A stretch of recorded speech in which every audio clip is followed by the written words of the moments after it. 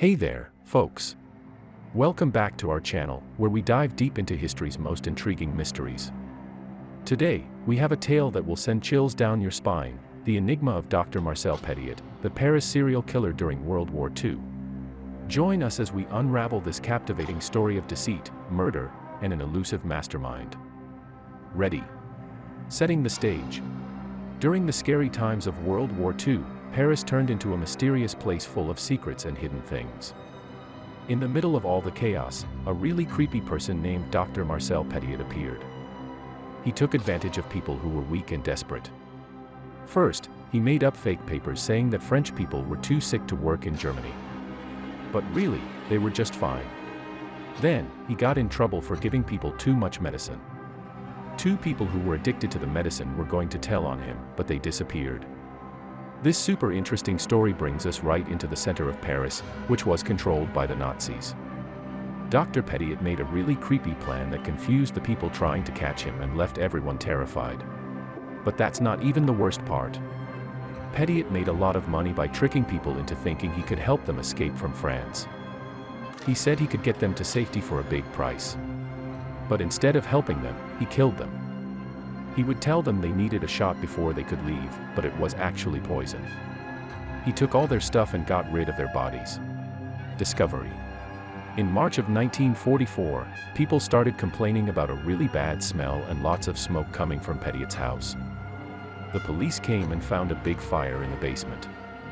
They also found human remains in the fire and in the backyard. There were suitcases and clothes everywhere that belonged to the people he killed.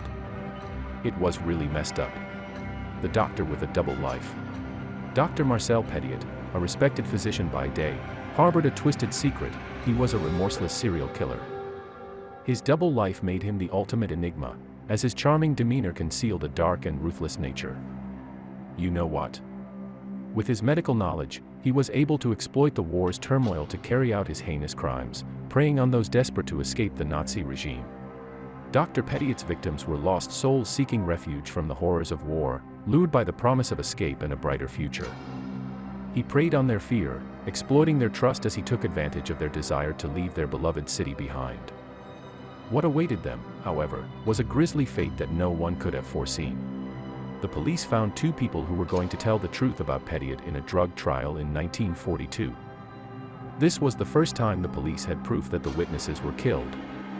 Petiot's brother, Maurice, admitted that he brought something called quicklime to Petiot's house because his brother told him to. Maurice was charged with planning to commit murder and was put in jail. Georgette Petiot, Petiot's wife, was also arrested because the police thought she helped her husband. On June 6, 1944, the police had to stop investigating because something really important happened. It was called the Normandy Invasion. The House of Horrors. Petiot's lair of horrors was his own residence at 21 Rue Le Soeur. Disguised as a shelter for those fleeing persecution, it instead became a death trap. The house had been fitted with secret doors, hidden passages, and even a crematorium. Petiot lured victims into his den, promising them escape, only to subject them to a brutal fate. The exact number of victims remains unknown, but estimates range from 27 to over 60, making Petiot one of history's most prolific killers. The elusive mastermind.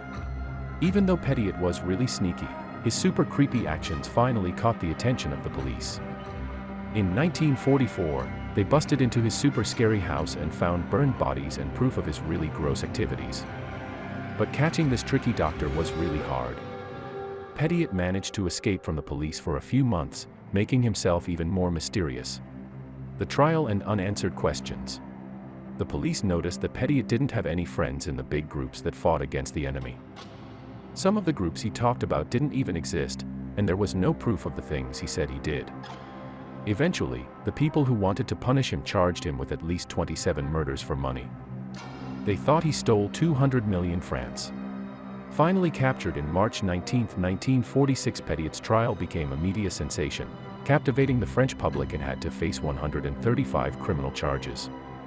A lawyer named René Floriot defended him, while a team of lawyers hired by the victims' families and state prosecutors tried to prove he was guilty.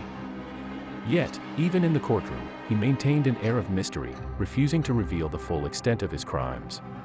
Despite his conviction for multiple murders, many questions surrounding Petiot's motives and the actual number of victims died with him. Petiot made fun of the lawyers trying to punish him and said that some of the people he killed were actually working with the enemy or were spies.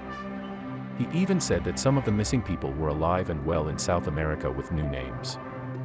Was he driven by sadistic pleasure, greed, or something more sinister? We may never know the full truth.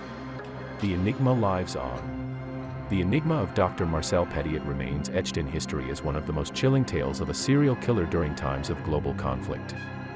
His ability to deceive, exploit, and murder under the guise of helping others is both terrifying and fascinating. People are totally obsessed with finding out why Petiot did what he did. It's like a mystery that true crime fans and history buffs just can't resist. And there you have it, folks. The captivating tale of Dr. Marcel Petiot, the Paris serial killer during World War II. We hope you enjoyed delving into this chilling story with us today. Don't forget to hit that like button and subscribe for more riveting historical mysteries.